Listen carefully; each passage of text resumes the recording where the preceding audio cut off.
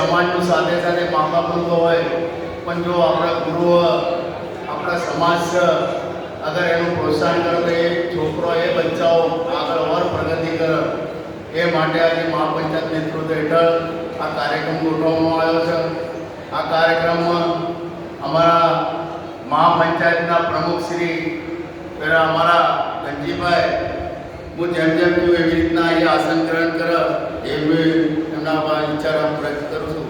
ગંજીભાઈ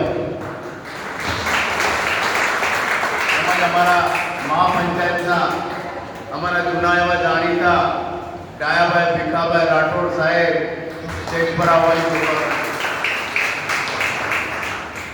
તેમજ અમારા સર ખજાનજી અમારા રજનીકાંતભાઈ સ્ટેજ પર આવવાની કૃપા કરશો સાહેબ. તેમજ અમારા તુલસીભાઈ વડાભાઈ હરિયર સ્ટેજ પર આવવાની કૃપા કરશો. તેમજ અમારા ભગવાનભાઈ મકવાણા સાહેબ સ્ટેજ પર આવવાની કૃપા કરશો સાહેબ.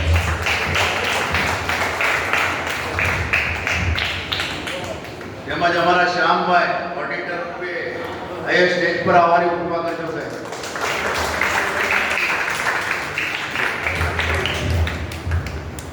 તેમજ કહેવત નથી કે ભાઈ ગળિયા વાયુ અને જવાનિયા પલી રહે છે.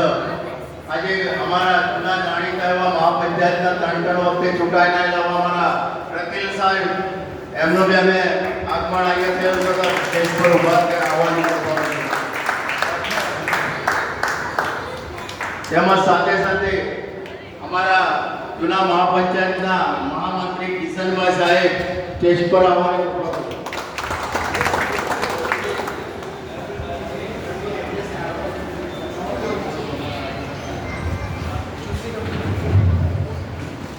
તેમજ ખરેખર સર આજે સાહેબ આપ બધા જાણતા છો કે ચૂંટણીઓથી ઘણી અવારનવાર થાય છે, પણ આ વખતેની અમારી બનાસકાંઠાની જે ચૂંટણી થઈ એના અંદર ધુરંધર એવા અમારા વાણેજ કહેવાય અમારા વિનોદભાઈ આજે હાજર નથી, પણ એમના સાથે રહેલા જયંતિભાઈ ચૂંટણી અધિકારી રીતે આવ્યા છે, તો એમને બી અમે આમંત્રણ આપો તો સ્ટેજ પર આવવાની કૃપા કરજો.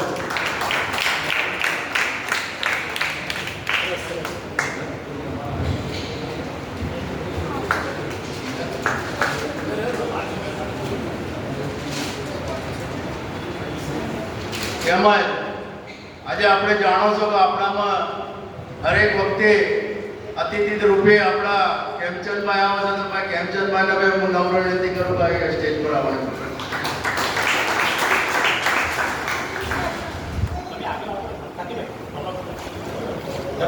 થોડા આગળ આવી તો બાબાભાઈ જલ્દીભાઈ આગળની સીટો ખાલી છે.